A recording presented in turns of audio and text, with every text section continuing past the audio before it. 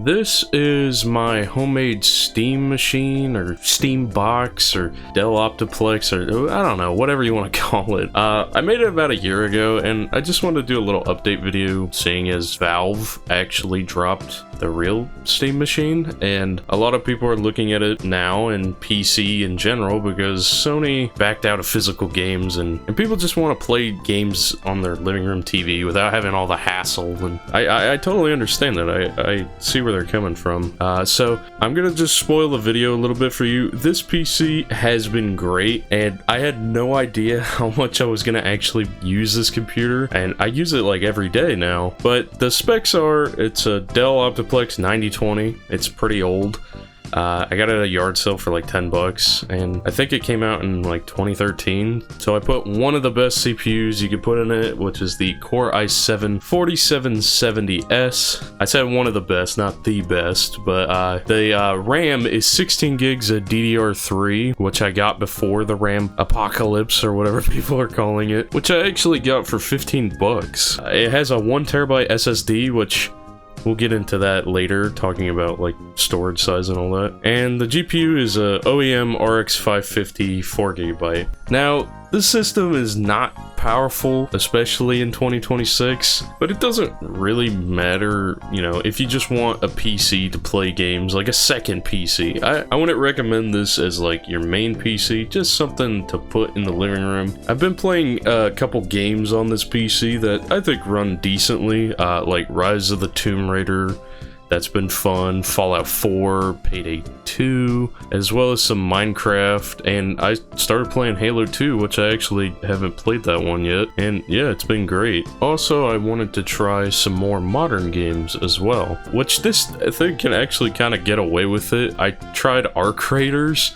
Now, I'm not going to say this is playable at 30 FPS. It did look kind of like crap. I had to use some upscaling, but it was somewhat playable. Then I tried out Pragmata, which this one, it didn't look good either, but at least it was a smooth 30 FPS, so yeah, I think I'm gonna actually play through this whole game on this system. And finally, I tried out Elden Ring, which Elden Ring had these weird like stutters, but I noticed these stutters before when I had a Ryzen 5 1600, like an older CPU, so I think it's more of a CPU issue, but most of the time it hung around 30 FPS, so perfectly playable, and I actually kind of got distracted because I kept playing it the whole time I was recording just for this video. I would never say you should buy these games if you have only a computer like this on these specs, but it's cool that it can run it. But I also tried VR out on this system just as a concept, but it actually kind of could play VR chat in simple private worlds.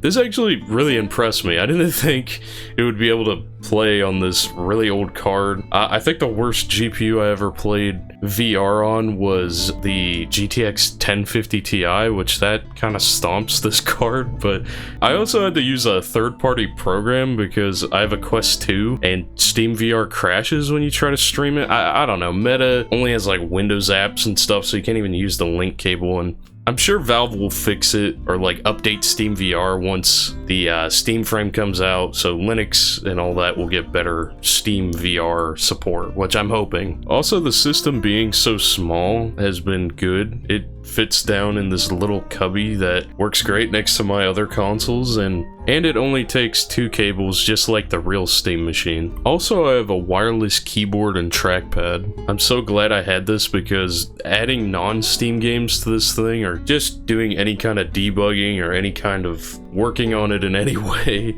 would have been a nightmare or really annoying without a keyboard and mouse. So I highly suggest, even if you get a Steam machine, you should definitely get some sort of wireless keyboard and mouse setup. Valve is making Steam OS and playing games on Linux a lot better, but it's still, if you're gonna get into this, you still gotta be a little bit, you gotta know a little bit, which I use ChatGPT, or not ChatGPT, but I use like Gemini, because ChatGPT is kind of stupid, but Gemini has helped a lot with console commands, or the what would you call them? The commands you put in the console in Linux. I don't know that much about Linux. Obviously, over a year of having this thing, I started learning how to use Linux a lot more, and it's good because if I ever need to switch my main computer to Linux, now I know some stuff, and it's just nice having a second computer on a different operating system. Now, the last thing I wanted to talk about was upgrades. I've been putting off upgrading this computer because, well, money! But yeah, I would definitely love a new graphics card for this system. The one inside it right now puts up a good fight. It's just, I needed something with a little more power for those modern games. I think the CPU can definitely handle a much better graphics card. It's just that right now, low-profile single-slot GPUs, like the RX 6400, is overpriced and expensive. Like $160 for this GPU. Now, that might not sound bad, but that's for a used GPU from 2022 with 4 gigabytes of VRAM.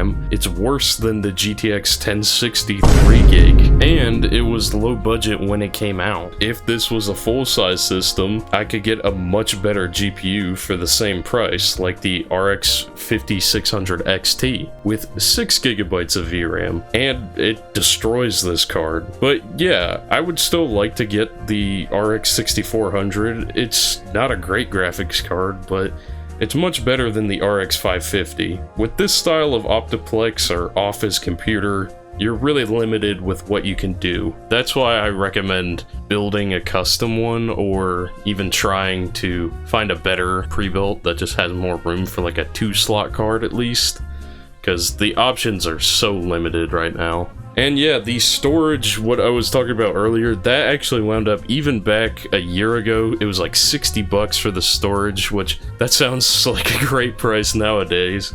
But let me tell you, do not get the 500 gigabyte Steam machine if you do buy a Steam machine, because 500 gigs is just not enough storage for most of these games. If you look at most of these newer games, they're 30, 40, 70 gigs. 90% of the time you're going to find a game that's brand new is either going to be 120 gigs or 70 gigs, because it is just not worth having very little storage. And yeah, that's pretty much all I wanted to talk about. The little homemade Steam machine has been an awesome little machine. I'm so glad that I built it. I use it more for games than my actual computer, probably because it's just press a button, turn on the controller, boom, I'm in a game already. Like, the OS is so great. And yeah, I recommend everyone watching this video, if you can, try to get a SteamOS/Bazzite PC just for games. Also, it doesn't need to run games better than the PS5. That's the beauty of PC gaming. The budget could be anything. Mine was $175. Now imagine what a $300 Steam box could do. Anyways, thank you all so much for watching. If you liked this video, leave a like. If you didn't, leave a dislike. And tell me what you thought down in the comments below. Also, I'm gonna try and upload more. It's definitely gonna happen. But I'll see you all in the next video. Peace.